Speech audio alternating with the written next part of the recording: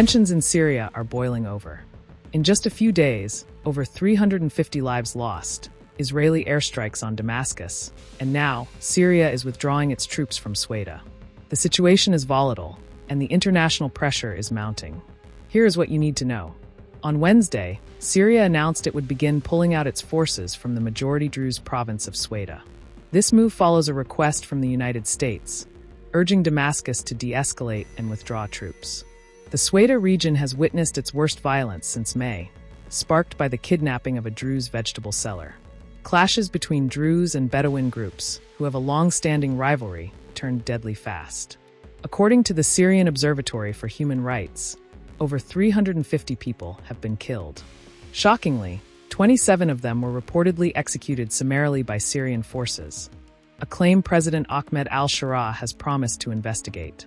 In a bid to contain the bloodshed, Syria's Interior Ministry declared a ceasefire on Wednesday and announced a monitoring committee with Druze spiritual leaders.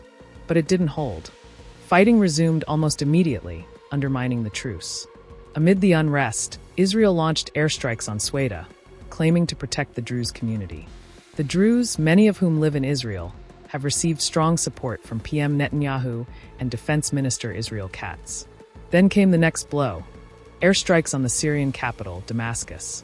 Israel targeted the Defense Ministry, areas around the presidential palace, and Motsay military airport. The Syrian Health Ministry confirmed 3 deaths and 34 injuries in the Israeli bombings. U.S. Secretary of State Marco Rubio said Washington was concerned about Israel's strikes. He emphasized the need for de-escalation and said Syria must withdraw forces to end the violence. Yeah, it's complicated, obviously. These are historic, long-time rivalries between different groups in the south-west of Syria, Bedouins, the Druze community, and it led to an unfortunate situation and a misunderstanding, it looks like, between the Israeli side and the Syrian side. So we've been engaged with them all morning long and all night long with both sides, and we think we're on our way towards a real de-escalation and then hopefully get back on track in helping Syria build a country and arriving at a situation there in the Middle East is far more stable. So in the next few hours, we hope to see some real progress to end what you've been seeing over the last couple hours. Later, Rubio announced that all parties had agreed on specific steps to halt the horrifying situation.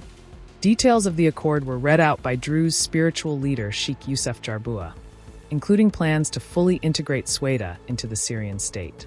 As Syria pulls back, the world watches closely. Whether this ceasefire will finally hold or give way to more violence remains to be seen. For now, one thing is clear: Sweida's fate is tied to regional power games far beyond its borders. Don't forget to subscribe to the Indian Express for the latest on this developing crisis and more global updates. Tap the bell icon to stay informed.